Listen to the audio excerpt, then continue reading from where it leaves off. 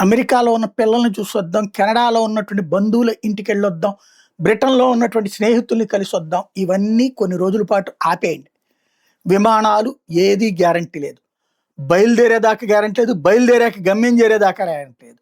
దారిలోనే దిగిపోవచ్చు, దారిలోనే చిక్కుకుపోవచ్చు. ఇప్పుడు నిన్న దుబాయ్‌లో చిక్కుకుపోయినటువంటి వాళ్ళ పరిస్థితి అదే. అటూ పోలేరు, ఇటూ రాలేరు. మధ్యలో చిక్కుకుపోయినటువంటోళ్ళు బోలెడంతమంది.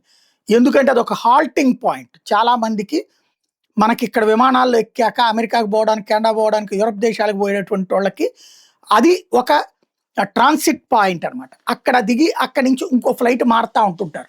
ఈ ఇదంతా సామాన్లేమో అటెళ్ళిపోతాయి. మనుషులేమో అక్కడ చిక్కుబడిపోయారు. అదొక పెద్ద సమస్య అయింది. అది ఒక ఎత్తయితే ఇప్పుడు పెద్ద ఎత్తున అక్కడికి వెళ్ళి వెనక్కి రాలేక చిక్కుబడిపోయినోళ్ళు. అరబ్ దేశాల్లో ఇప్పుడు అందరూ కూడా చిక్కుకుపోయారు. అక్కడున్న మన కార్మికులు రాలేరు. అలాగే మన వాళ్ళు సరదాగా వెళ్ళినటువంటి వాళ్ళు రాలేరు. వీటికి తోడు విమాన సర్వీసులు క్యాన్సిలేషన్ కంటిన్యూగా నడుస్తుంది.